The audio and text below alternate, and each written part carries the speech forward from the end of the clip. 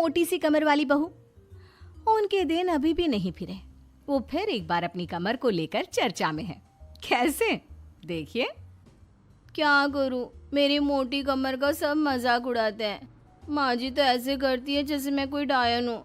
ना कहीं साथ ले जाती है, ना ही किसी से मुझे मिलवाती है। अरे मीना, तो कोशिश क्यों नहीं करती कि तेरी कमर थोड़ी पतली हो जाए? अब देख ना, मेरे ऑफिस में भी उस दिन तेरा कितना मजाक बना था, याद है ना? मीना को पति से ये उम्मीद तो बिल्कुल नहीं थी।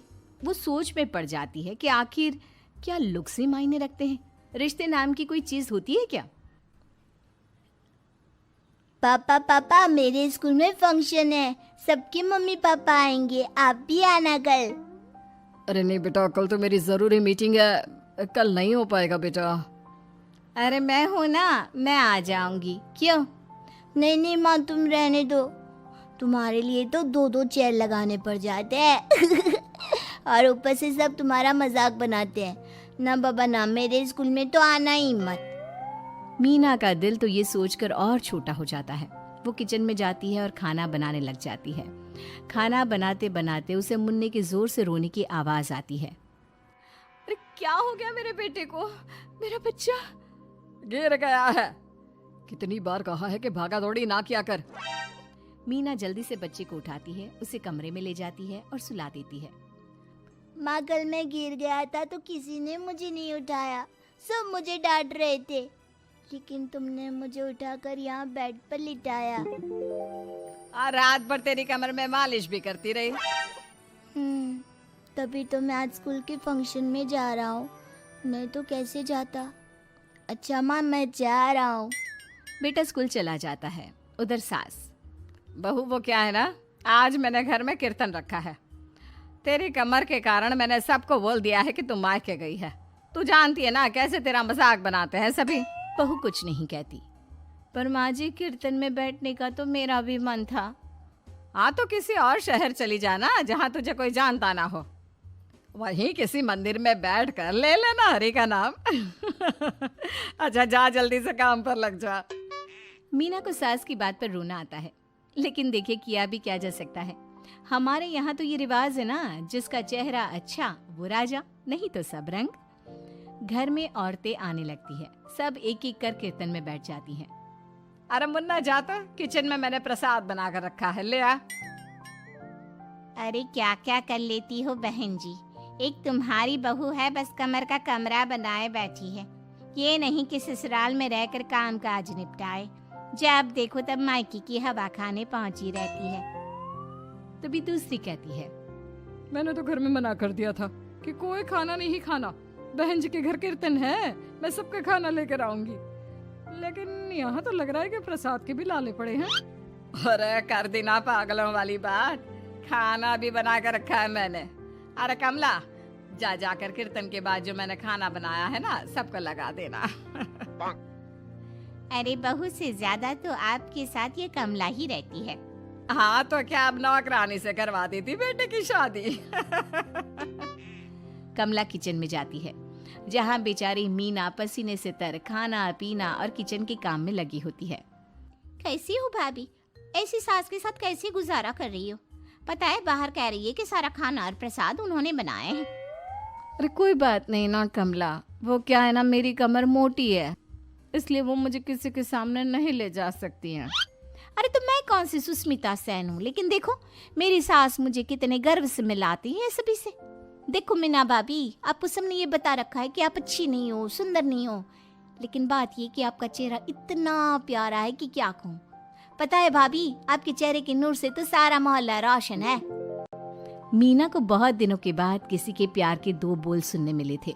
वो खुश हो जाती है और कमला से दिल से बात करने लगती है। पता है कमला, जब मैं कॉलेज में थी ना, तो एक बार मेरी तस्वीर अखबार में छपी थी।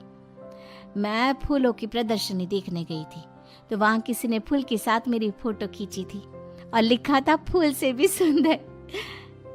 लेकिन अभी भाभी आप ऐसी हो, फूल से भी सुंदर। अरे कमर मोटी है तो क्या हो गया, क्या सब में सारी खूबियां होती है? अपनी सास को ही देख लो, ऐसा लगता है जैसे चूल्हे में कोयला जल गया हो। भैया भी माना पतले हैं, लेकिन है तो माँ की तरह काले ही ना। वो तो भला हो भगवान का कि मुन्ना आप पर गया है, गोरा और सुंदर। मीना को कमला की बात समझ में आ रही थी। पहली बार किसी ने उससे अच्छे से बात की थी तो उसे रोना आ जाता है। भाभी एक काम करो ना, कुछ दिनों के लिए मायके होकर आओ।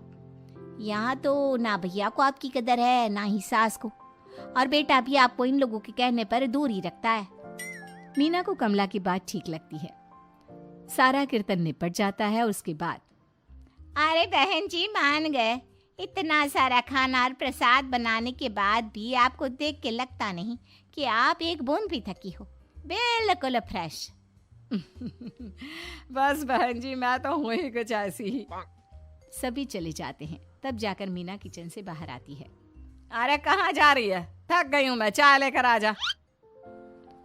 माँ जी चक्कर आ रहा है, सर दुख रहा है, कब से किचन में बंद थी, गर्मी में पसीना भी बहुत आ रहा था, जरा कमरे तक जाकर पसीना सुखा लूं। अरे तो होती ना कम से कमर की मालकिन, बिठा देती मैं सबके सामने। अब क्या आपने बेइज्जती कराती? बस माँ जी मैं तंग आ गई हूँ, मैं अपने मायके जा रही हूँ। जब मेरा होना आप लोगों को इतना अखरता है तो मैं क्यों यहाँ रहूँ, क्यों ना मैं माँ के पास जाकर आराम ही करूँ। तभी वहाँ पति आ जाता है। देखो ऐसा नहीं है, लेकिन हाँ कुछ दिनों के लिए तुम जाना चाहती हो तो हो आओ, लेकिन यहाँ हम सबको तुम्हारी ज़रूरत है। मीना पति की इजाज़त के बाद मायके जाती है, लेकिन वहाँ भी भाभी।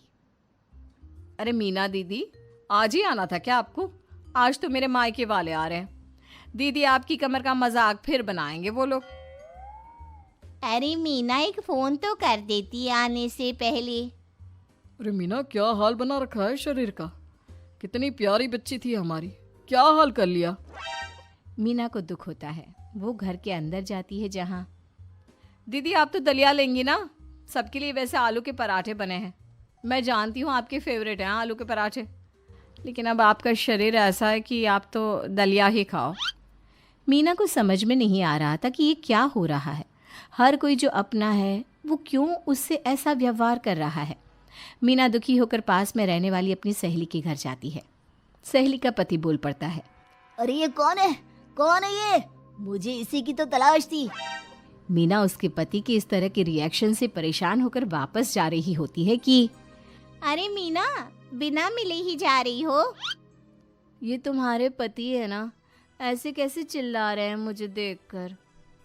पता नहीं क्यों जी, मेरी सहेली को देखकर क्यों चिल्ला रहे हो?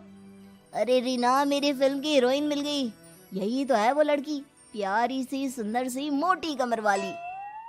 अरे हाँ, मीना तो बिल्कुल उस लड़की जैसी है जो आपकी फिल्म की कहानी है। ये क्या बोले जा रहे हो तुम लोग? मीना मेरे पति बहुत बड़ी फिल्म की डायरेक्टर है, पता है ना तुम्हें? और मैं एक बहुत बड़ी फिल्म बना रहा हूँ शाहरुख खान के साथ। मैं चाहता हूँ कि तुम उसकी हीरोइन बनो। हाँ मीना हाँ, प्लीज ना मत कहना, और इसके लिए तुम्हें करोड़ों रुपए भी मिलेंगे। मीना मन में सोचती है कि जो दुनिया उसे मोटा और भद्दा कहती थी, उसे जवाब देने का यही एक रास्ता है। मीना फिल्म में काम करने के लिए हाँ कर देती है और फिर सारे शहर में मीना की फोटो शाहरुख खान के साथ लग जाती है।